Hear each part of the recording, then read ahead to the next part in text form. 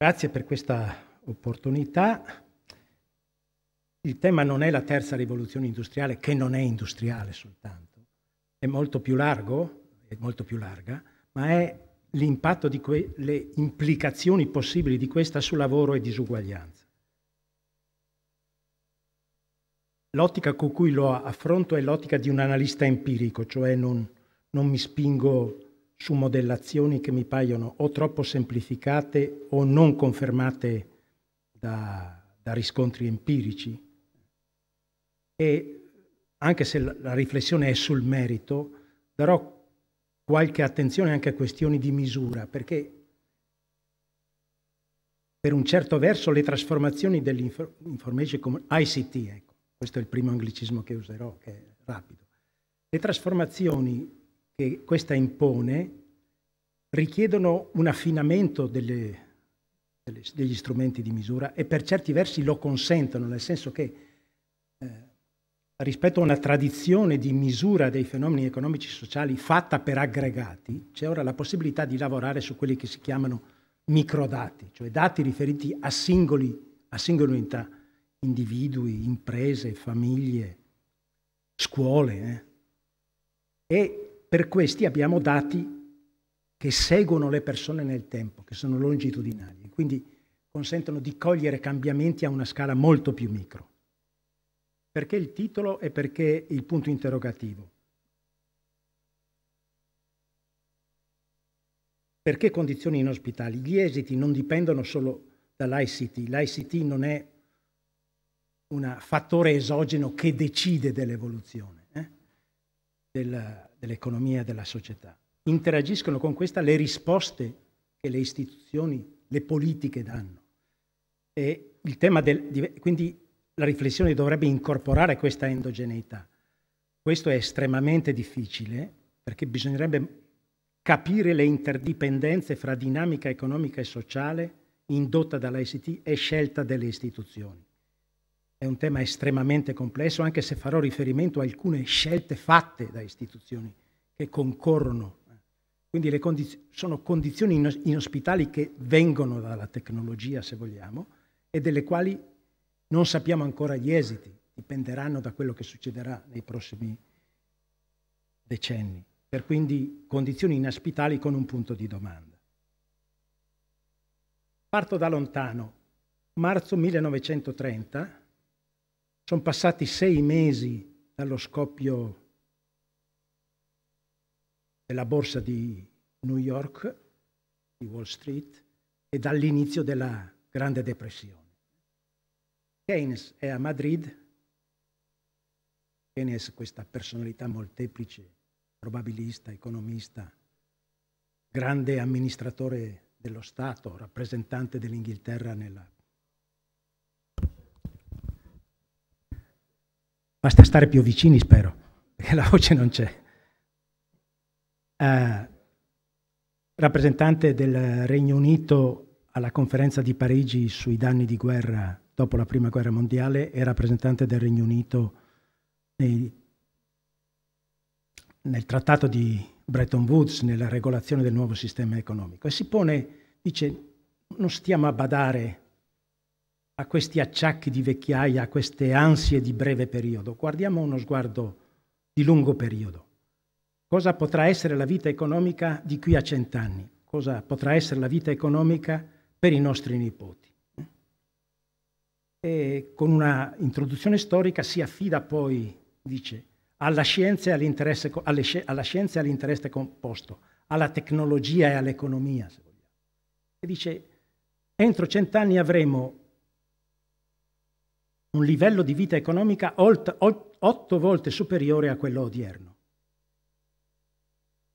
E poi prosegue con un'argomentazione articolata. I bisogni degli esseri umani possono apparire inesauribili e dice dobbiamo distinguere 2 categorie, i bisogni assoluti e quelli relativi. E quelli relativi sono quelli che sostanzialmente ci pongono in una condizione di privilegio rispetto agli altri. Dice in realtà vinceranno i bisogni assoluti. Con efficienza economica e innovazione tecnologica turni di 3 ore a settimana lavorativa e di 15 ore sono più che sufficienti per soddisfare questa abitudine del vecchio Adamo di lavorare per sopravvivere. E poi avremo quindi più risorse di tempo libero e impiegheremo la libertà dalle cure economiche per vivere bene, saggiamente, divertendoci. Siamo nel 2016, quindi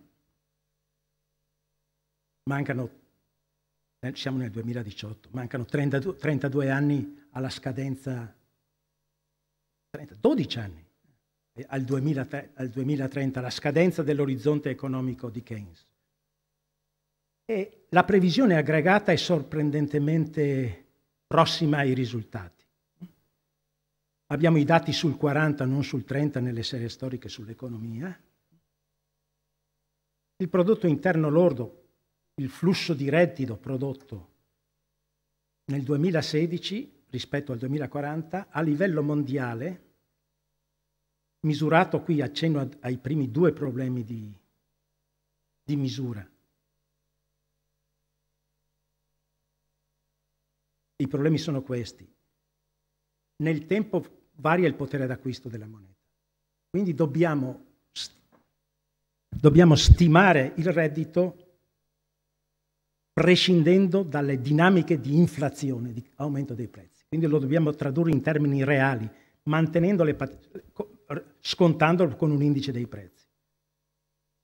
E nei vari paesi i sistemi di prezzi sono diversi e i tassi di cambio sul mercato mondiale non sono significativi. Per dire, dobbiamo ricondurre dei prezzi che il valore del prodotto interno lordo a prezzi reali, cioè invarianti rispetto al tempo, all'unità di misura nel tempo, e che riflettano le capacità di acquisire lo stesso bene, un analogo bene di beni e servizi in paesi diversi.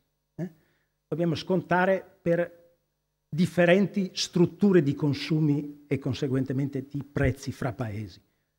PPA vuol dire a parità di potere d'acquisto.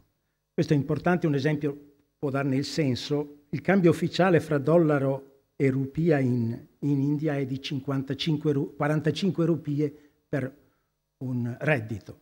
Però per acquisire l'equivalente di beni e servizi di un dollaro negli Stati Uniti bastano 15 rupie in India. Quindi dobbiamo ricondurre, perché c'è un sistema di prezzi diverso e il prezzo di cambio si stabilisce solo sulle transazioni nel mercato internazionale. Quindi la conseguenza di questo è che oggi, nel 2016, l'ultimo anno per il quale abbiamo l'informazione, il prodotto interno lordo mondiale è 9,1 volte quello che era nel 40, quindi ha largamente superato le previsioni di Keynes. Keynes poneva un caveat: in assenza di guerra e di incrementi demografici eccezionali. Li abbiamo avuti entrambi. Comunque, se scontiamo l'effetto demografico, il PIL mondiale pro capite è di 6,2 volte quello che era nel 40. Quindi siamo abbastanza vicini a prospettive di forte crescita economica intraviste da Keynes. L'ipotesi invece di scarsa rilevanza dei bisogni relativi, quelli che servono a distinguerci da altri, risulta infondata. Questo l'ha messo in ambito economico, l'ha messo in luce molto bene Galbraith al libro del 58, la società ricca, The Affluent Society. La produzione crea i bisogni dei consumatori e conseguentemente la spesa per consumi privati va a scapito della fornitura di beni pubblici. In realtà per me è stato interessante, andando un po' sulla letteratura, sull'argomento, trovare che questa analisi era stata già colta nel suo essenziale ben 15 anni prima. In realtà la bozza in ciclo stile del 43, da filosofi sociali, Adorno e Horkheimer, della scuola di Francoforte, che parlano appunto, nella dialettica dell'illuminismo, di un circolo di manipolazione e di bisogni retroattivi creati. Questi meccanismi erano molto semplici negli anni 50, adesso sono arrivati a sofisticazioni estreme, no? Produzione di abiti propone all'inizio della stagione una varietà di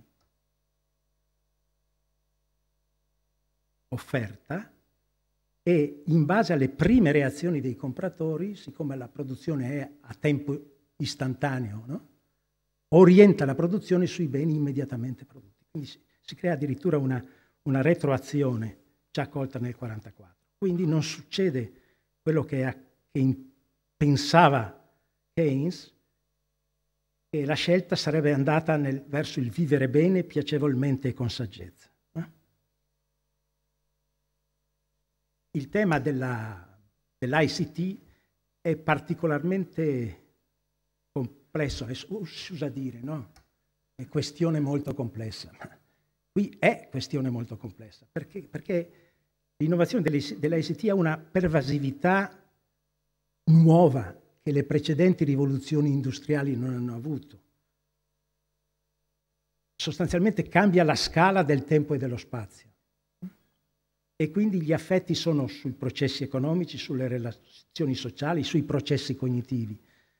E qui penso sarebbe importante sfruttare l'articolazione di una società come l'Istituto Veneto per avere una multidisciplinarietà nel guardare a questi temi. Io guardo alle dinamiche che si manifestano sul lavoro nel senso comune del termine. Nel senso comune del termine nessuno includerebbe una star dello spettacolo, dello sport o un amministratore delegato di una società come lavoratore. Quindi trascuro questi fenomeni, che tra l'altro anche qui singolarmente sono nuovi nella dimensione, ma non sono nuovi nella specificità. Alfred Marshall, un economista a cavallo fra l'Ottocento e il Novecento, che ha scritto un testo basilare sul quale si sono formate generazioni di economisti, l'ultimo decennio dell'Ottocento, aveva notato che c'era già allora il vincitore che prende tutto, cioè un, tra virgolette, lavoratore che dominava, ed erano i solisti di musica da camera nell'Inghilterra di fine Ottocento.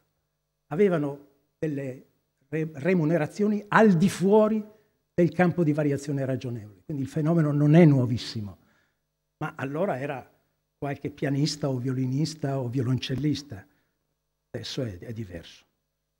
Nel fare questo, come dire, vado con grandissime semplificazioni. Metto a fuoco le discontinuità più che le persistenze, trascuro l'eterogeneità fra paesi e nella fase temporale in cui i vari paesi si trovano.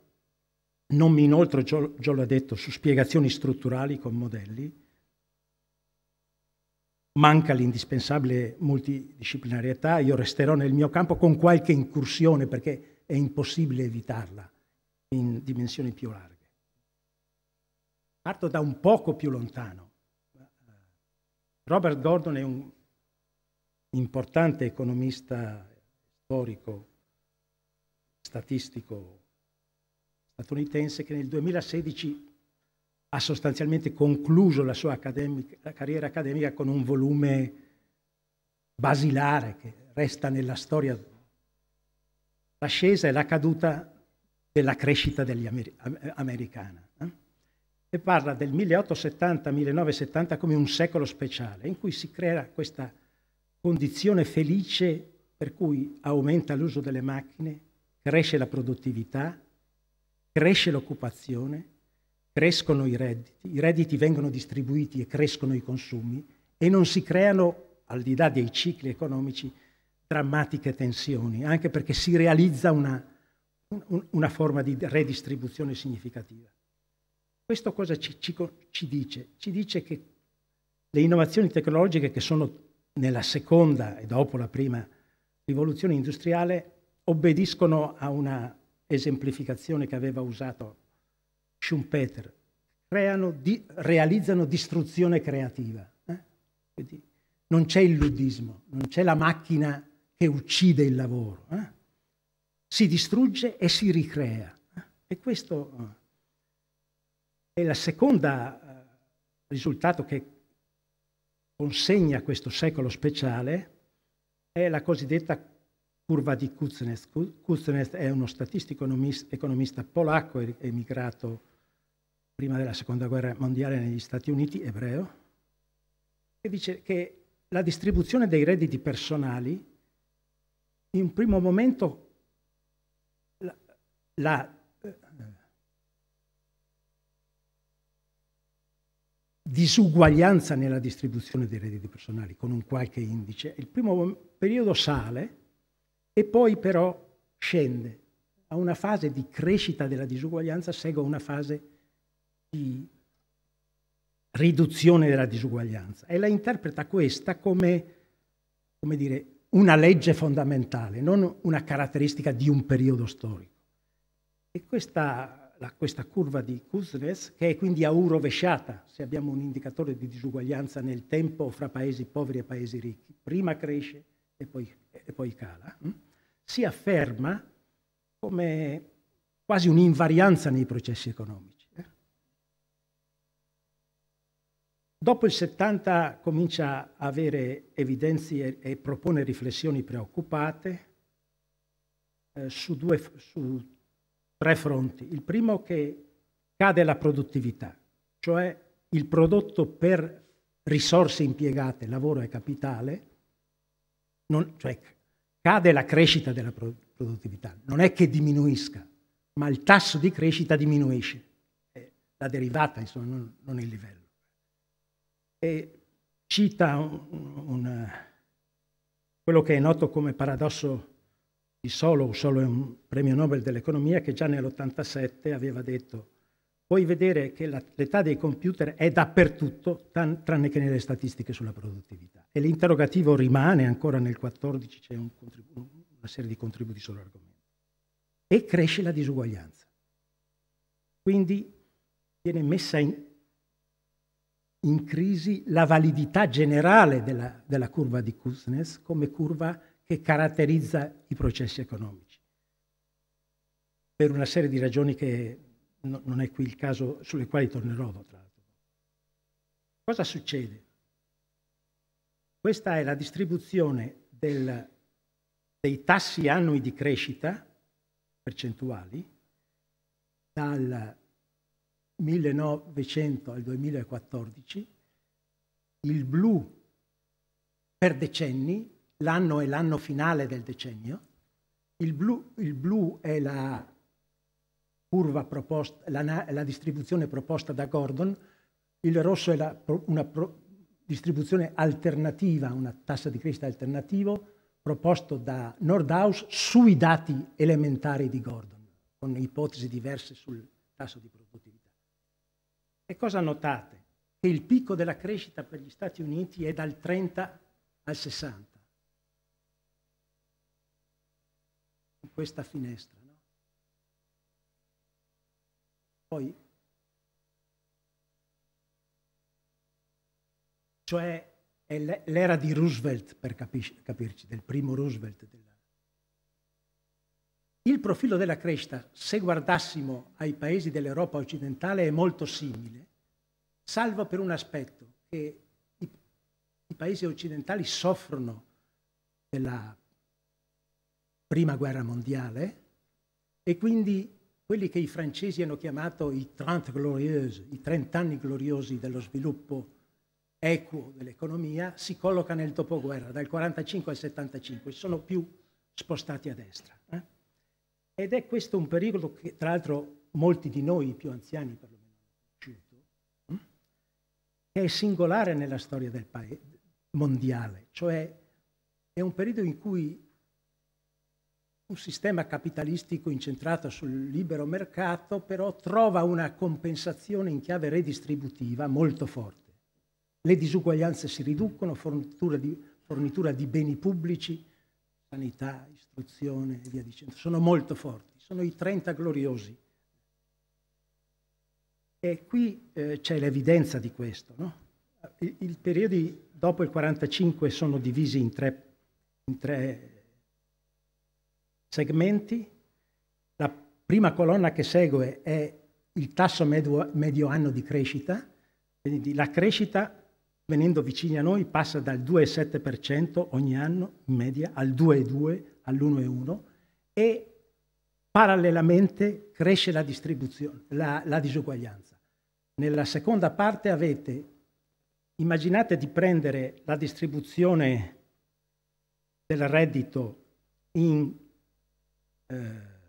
5 pezzi, quindi il quinto che ha livelli di reddito più bassi, il secondo quinto che ha livelli di reddito più alti, fino al quinto che ha i livelli più alti, e in particolare considerate una suddivisione della distribuzione dei redditieri non in 5 parti, ma in 100 parti, e consideriamo quanti reddito va al top 1%, l'1% più ricco.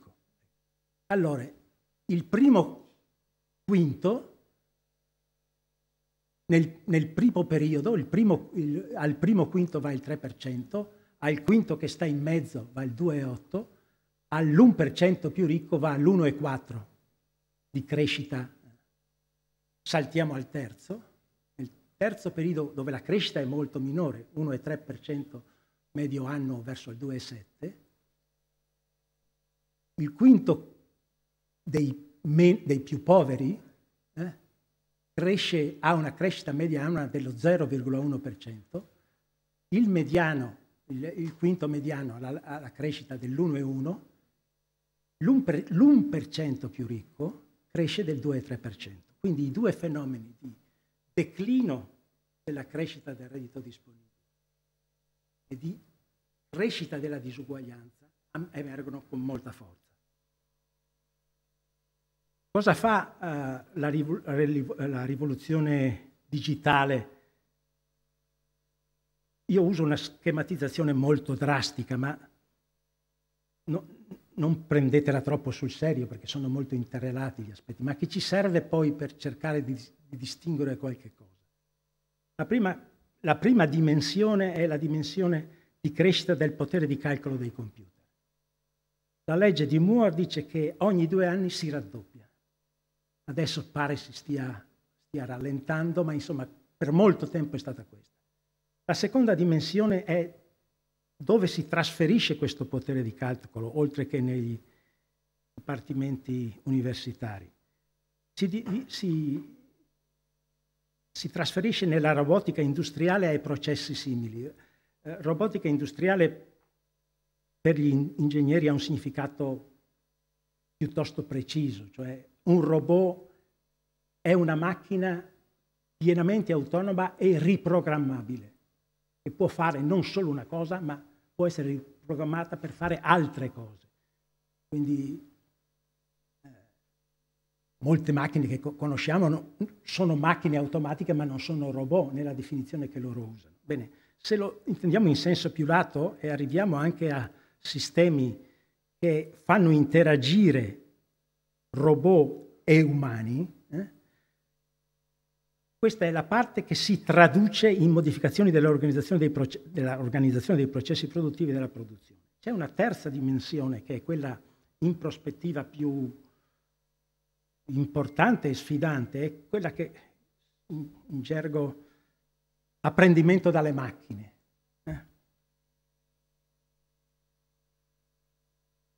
Se abbiamo un processo la cui procedure sono perfettamente definite e definibili, possiamo costruire un robot. Ci sono certi processi che non hanno queste caratteristiche. Allora cosa facciamo? Trattiamo enormi masse di dati nella nuvola dove c'è una serie di server con dati e programmi di elaborazione sui dati e cerchiamo di inferire regole di comportamento tacite, non traducibili in una, come dire, specificazione rigorosa, dal contesto, da dati abbondanti, da tecniche statistiche, per inferire, come dire, non per dimostrazione, ma per esplorazione, qual è il comportamento migliore. Questo è estremamente interessante perché è la strada sulla quale si sta, è la frontiera sulla quale oggi si sta lavorando, e è stato richiamato un paradosso che risale al 1965, credo giù di lì, di Polanyi, che è stato un economista, antropologo, filosofo sociale, che dice: noi possiamo fare molte più cose di quelle che possiamo descrivere, perché c'è una capacità tacita, non traducibile in una sequenza di procedure, che abbiamo. L'ICT sfocia certamente nella automazione di processi di produzione e distribuzione, ma si intreccia e da un altro punto di vista marca pesantemente processi quali la globalizzazione, la finanziarizzazione dell'economia, e vedremo alla fine l'emergere di una forte concentrazione di reddito e ricchezza che ha portato uno degli studiosi più importanti di disuguaglianze, un economista jugoslavo, Milanovic, a parlare di plutocrati mondiali che operano nel contesto di un indebolimento della legislazione, proprio perché sono mondiali. Perché la legge vale a livelli nazionali, ma a livelli mondiali è come fossimo nel West degli Stati Uniti prima che nominassero gli sceriffi. Allora,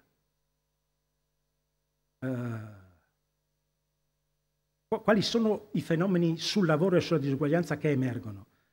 Il primo è che permane un eccesso, e si accentua anzi, un eccesso strutturale di offerta di lavoro. Offerta di lavoro nel linguaggio di economisti, sociologi, statistici, è un'offerta fatta dal lavoratore che possiede il lavoro.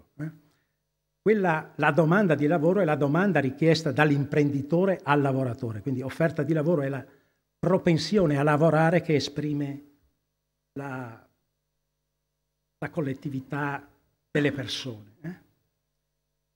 Tradizionalmente nell'economia fordista si misurava in modo molto semplice, si contavano le teste con un criterio drastico. È considerato lavoratore chi lavora almeno un'ora in una settimana di riferimento. È considerato disoccupato una persona che non lavora, quindi non è dei primi, cerca attivamente lavoro, quindi compie azioni di ricerca, ha compiuto azioni di ricerca negli ultime 4 settimane e è immediatamente disponibile a lavorare. Questa classificazione, in realtà un'economia fordista, tutta fordista non è mai esistita, ma insomma approssimava bene la realtà del fordismo. Adesso è inadeguata e a livello accademico si è sviluppato un filone che guarda caratteristiche e comportamenti individuali per capire, per identificare gruppi di soggetti che si comportano allo stesso modo. Questo ha portato non solo studiosi accademici, ma la Banca Centrale Europea, quindi è un'ipotesi acquisita a questi livelli, a cambiare la misura della disoccupazione, contando anche quelli che ad esempio non hanno fatto un'azione di ricerca negli ultimi 4 mesi, perché percepiscono che è così bassa la probabilità di trovare lavoro che non spendono risorse per cercarlo. Chiamano gli scoraggiati e altre categorie. La conseguenza dell'esercizio della Banca Mondiale che trovate, della Banca Europea che trovate qui, è che nei paesi, questa è l'Unione Europea area euro, quindi i disoccupati salgono da 14 milioni e mezzo a 28 e mezzo, il tasso di disoccupazione sale dal 9,1 al 18%. Quindi questo dà la misura di questa pressione dell'offerta rispetto alla domanda. La seconda dimensione è la diversificazione che le istituzioni fanno dei contratti. Questi variano molto da paese a paese, ma anche in Italia ormai i contratti sono 46 in Italia. Raggruppandoli per categorie si arriva a questa. E c'è una eterogeneità di rapporti di lavoro sia per quanto riguarda l'intensità sia per quanto riguarda la durata. Qual è la conseguenza? Anche qui riportata da fonte OECD. Cerco sempre di riportare poi l'evidenza empirica per grandi gruppi di paesi o per insiemi e da fonti le più internazionali possibili, quelle che non si può accusare di essere barricadiere. Ecco. Dal 95 al 2013 più della metà della nuova occupazione riguarda occupazioni non standard, cioè al di fuori del tradizionale contratto a tempo determinato. Qui avete il primo panel che riguarda il primo periodo 95-2013 dove ancora si cresce, il secondo panel dove nell'ultima parte si decresce. Sono sempre nel senso che grande parte la maggior parte dei nuovi lavori è a tempi non fuori dello standard, cioè con frammenti di lavoro. In particolare nell'ultimo periodo dal 2007 al 2013 nella media OCSE i lavori a tempo indeterminato semplicemente calano e c'è un lievissimo incremento solo dei lavori a tempo, non a tempo determinato. C'è poi una polarizzazione rispetto al tipo di occupazione che segue sostanzialmente l'ICT può essere complementare al lavoro dell'uomo o sostitutiva, quindi alternativa al lavoro dell'uomo. Si parla spesso di 3 tipi di cambiamento tecnologico: skill-based, cioè c'è una sostituzione accompagnata a complementarietà delle persone con competenza alta. C'è invece un pesante ruolo di sostituzione per i lavori di routine. Non si sa quello che succederà col machine learning, che è forse la sfida più pesante. E come si riflette questa terna di cambiamenti tecnologici su 3 tipi di mansioni? Anche qui la categorizzazione è lavori astratti che richiedono alta preparazione, capacità induttive, lavori di routine, e lavori manuali, i lavori che riguardano soprattutto servizi alle persone, interazione con le persone. E la cosa interessante, qui c'è una serie di studi la cosa interessante è che quello che succede sostanzialmente è un processo di questo tipo. Cala fortemente l'area dei lavori di routine. Questo è il log change, è come fosse un tasso di variazione annuale. Si usa il logaritmo ma l'approssimazione è buona per variazioni non enormi. Vedete, guardiamo essenzialmente le barre gialle, sono 4 periodi di tempo, guardiamo i periodi più vicini, quelli che segnano il cambiamento dal 2000, verde e giallo. Sostanzialmente crescono per i lavori personali, per i servizi alle persone, calano per i lavori di routine nella produzione e negli uffici, crescono un po' nei lavori, nei manager, nei professionisti, nei tecnici di alto livello. Questo andamento a U molto aperta si ritroverà andando avanti, così dopo vado veloce, anche sui salari. Quindi c'è una polarizzazione sia rispetto ai lavori, sia rispetto ai salari, sempre con questa forma. Questa non possiamo dire che dipende dall'ICT, dipende da come cambia il mondo, dove l'ICT conta molto, ma cambia.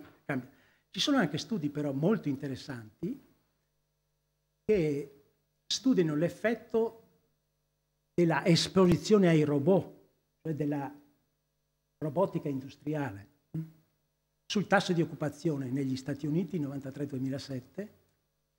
Questo grafico è un po' difficile da spiegare. Sostanzialmente si elimina l'effetto di una serie di variabili di regressione, no? Qui l'effetto della demografia, della composizione dei settori produttivi, delle importazioni, non c'entrano. Quindi ci resta qualche cosa che è dominato essenzialmente dalla variazione nella esposizione della produzione ai robot. E queste sono le dimensioni di moltissime, l'unità di osservazione, quindi queste sono zone di pendolarismo casa-lavoro, quindi piccolissime aree di mercati del lavoro locali. E il risultato è che il cambiamento nel tasso di occupazione, il rapporto fra occupati e popolazione in età attiva, al crescere dell'esposizione alla robotizzazione declina. Vedete? Declina per l'insieme, e rossa declina per l'insieme a meno dell'1% più esposto che aveva già fatto questo percorso. Allora, il risultato che ci consegna è sostanzialmente una forte polarizzazione rispetto ai lavori. Cosa succede rispetto ai salari?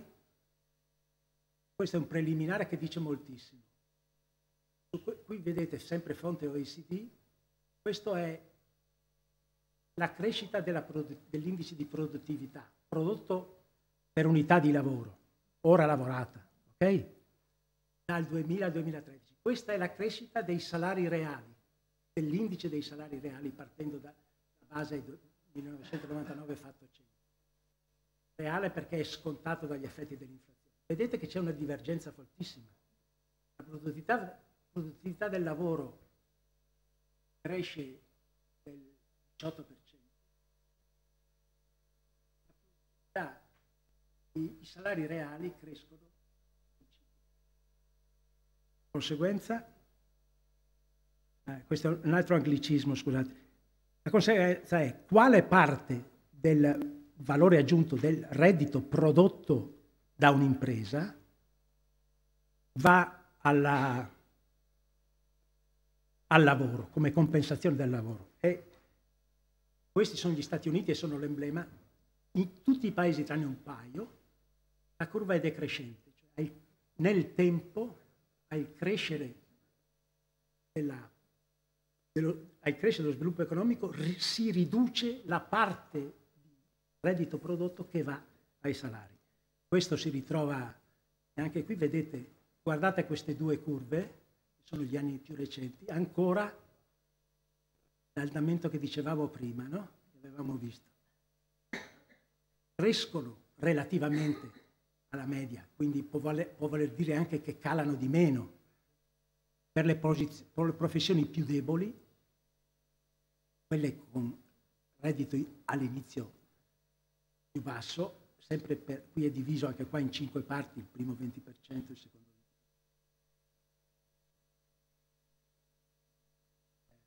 Lo stesso accade per l'area robotica sui salari.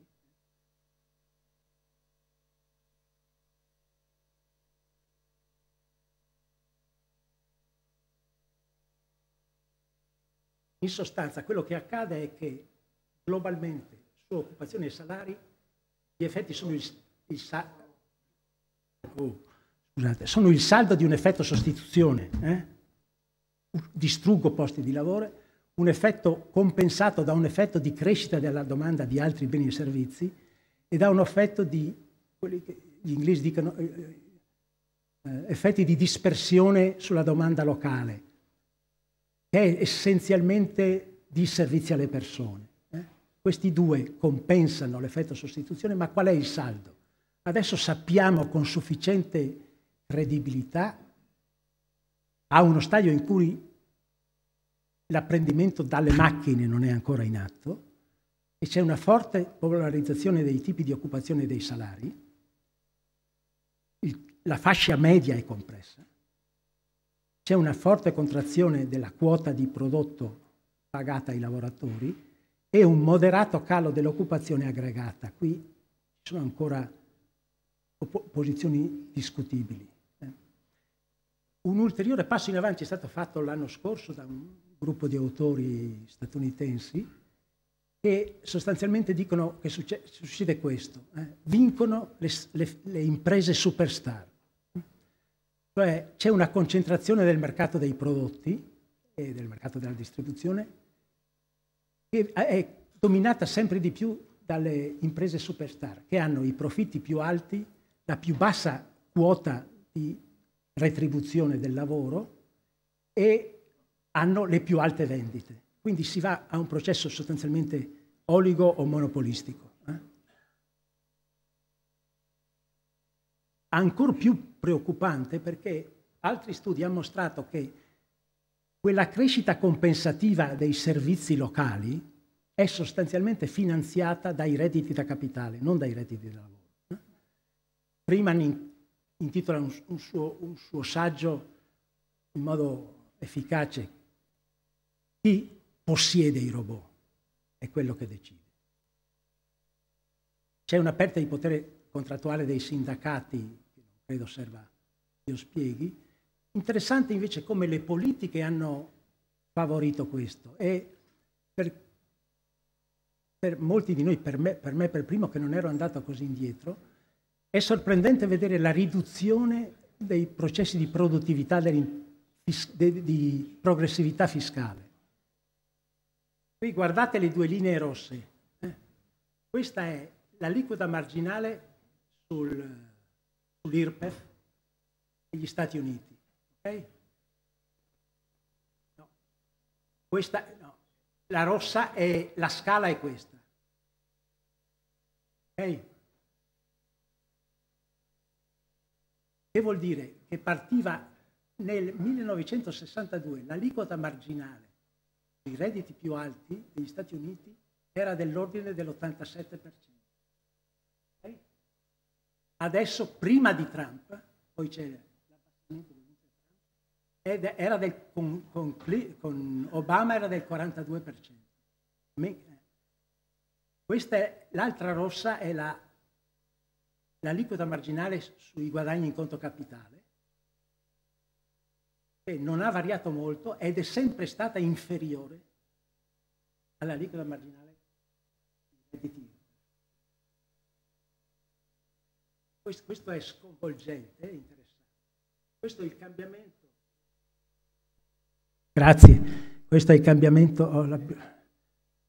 Questo è il cambiamento nell'aliquota marginale della tassa sull'IRPEF, diciamo. 0 è qui. Quindi quasi tutti i paesi hanno ridotto fortemente. Questi sono i punti, non i punti percentuali. Quindi gli Stati Uniti hanno calato del 45 e l'Inghilterra hanno calato di 45 punti la loro aliquota marginale, non del 45%. Sono passati da 90 a 45 come aliquota marginale. Tutti hanno più o meno calato. La cosa interessante dal mio punto di vista è che se uno cerca di interpolare con una retta, non c'è nessuna relazione fra crescita del prodotto interno lordo pro capite e riduzione della pressione fiscale. Perché una delle novelle che vengono raccontate è che riducendo pressione fiscale cresce, allora dovremmo avere una retta interpolante che va così. Invece sostanzialmente la retta, insomma, credo abbia un'inclinazione quasi trascurabile. L'ultima cosa,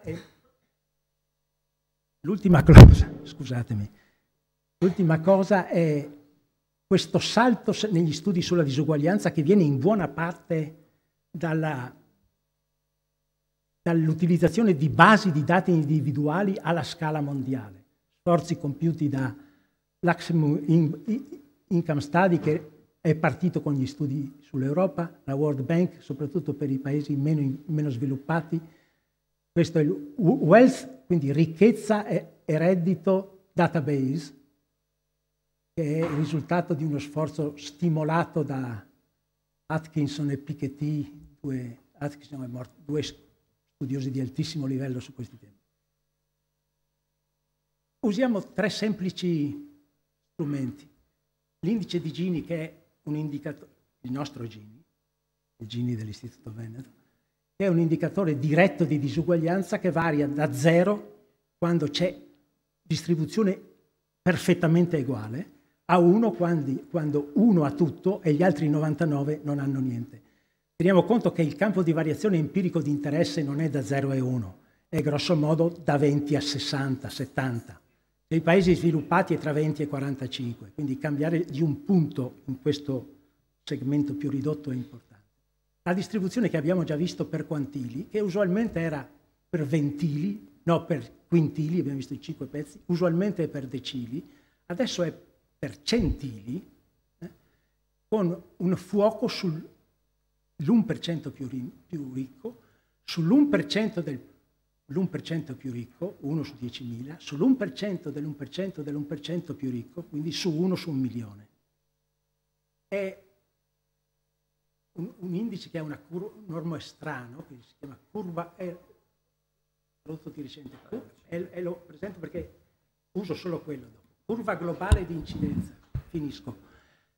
Variazione relativa per ogni percentile dal tempo t al tempo t più h, o dal tempo t meno h al tempo meno t. Finisco. Questo, ecco, questi 3 qua e basta. Allora, l'indice di Gini è una schematizzazione, segue questo andamento dal 1750-1760, da quando comincia il grande sviluppo delle economie occidentali, però qui, seguendo Piketty, Kuznets fa degli errori nello stimare e quindi continua ad andare giù quando in realtà l'andamento è già di questo tipo, e poi comincia a salire sia per gli Stati Uniti sia per l'Inghilterra. Quindi è un buon descrittore, ma non invariante.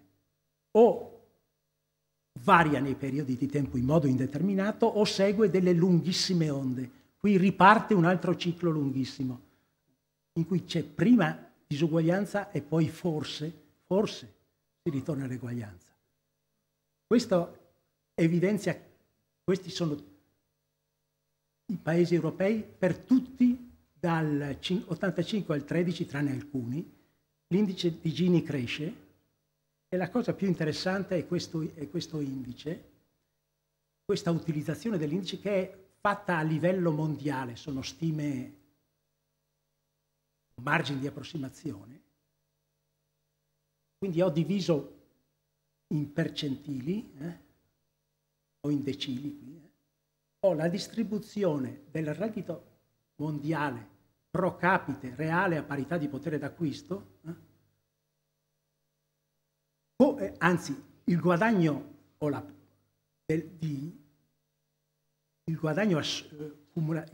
cumulato, quindi il reddito mondiale pro capite reale a parità di potere d'acquisto del 2008 diviso meno quello del 1998 diviso quello del 1998.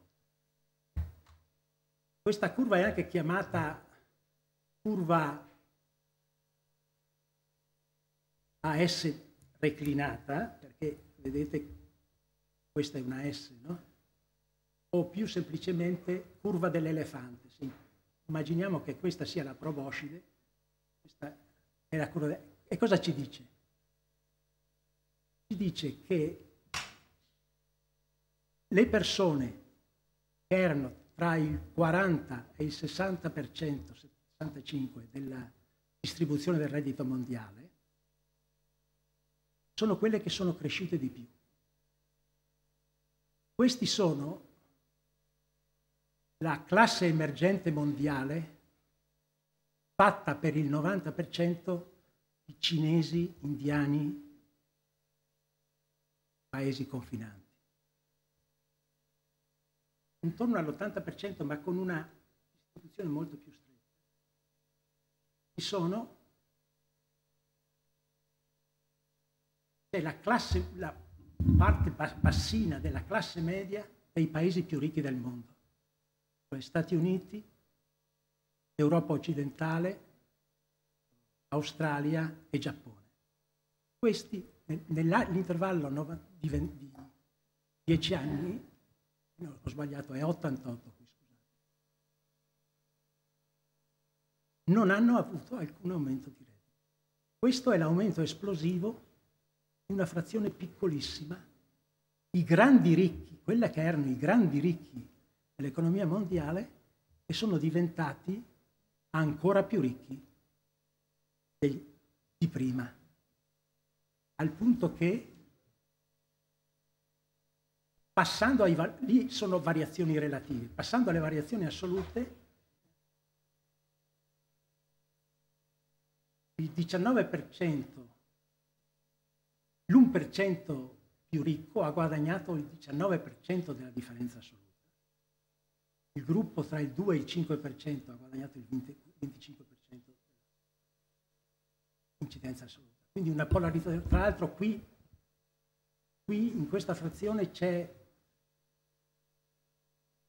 sono in larghissima parte statunitensi. Finito. Quindi gli interrogativi, effetti asimmetrici e divergenze enormi, al punto tale che, dimenticandosi quello che si dice in Italia, si parla di reddito di cittadinanza come fosse un reddito, non si capisce cos'è. Ma il basic income, cioè il reddito dato a tutti, in Italia anche a Berlusconi per capirci, o a quello degli occhiali, viene riproposto oggi nella versione originaria, che è la tassa sul reddito negativa statunitense, di ispirazione conservatrice. Perché? Perché la conseguenza è che chi compra i beni consumati? E allora adesso i beni consumati si polarizzano, ci sono i beni per i ricchi e i beni per i poveri, no? Con qualche schematizzazione. Allora, bisogna distribuire reddito non tramite lavoro, ma tramite... Alla radice cosa c'è? Secondo me, qui sono opinioni personali, il fatto che sia affermato un dottrinarismo neoliberista molto forte, che ha vinto nella narrazione ma non nella realtà, perché le ipotesi di stato minimo di tutto spazio al mercato non si sono realizzate. La spesa pubblica di Inghilterra e Stati Uniti non è calata. Si è distribuita in modo diverso, le spese militari sono cresciute molto. E insomma, tra l'altro con della venatura mi piacerebbe capire il parere dei biologi, perché ho l'impressione che dietro ci sia una sorta di rozzo darwinismo sociale, no? Io trovo esemplare questa citazione della Thatcher dell'87. Non c'è una cosa che possiamo chiamare società. Ci sono solo individui, uomini e donne, e loro famiglie. C'è stato un tentativo di correzione di rotta, quello che si è chiamato New Labour in Inghilterra, terza via negli Stati Uniti, che però non è riuscito a contrastare questo processo, a controllarlo. L'idea era lasciamo crescere la globalizzazione e la tecnologia e redistribuiamo, ma ha una forza tale che non basta distribuire. Resta tutto da fare. L'ultima osservazione è che mi ha sorpreso, almeno non ho trovato nell'ambito degli scienziati sociali in senso largo ancora una consapevolezza e un impegno condivisi su questo, e invece ho trovato che Hawkins nel 2016 ha aperto una sottoscrizione di un appello contro la disuguaglianza, e quindi è venuto dai scienziati hard, se vogliamo, una consapevolezza più matura di quella della comune. Grazie, scusate la lunghezza.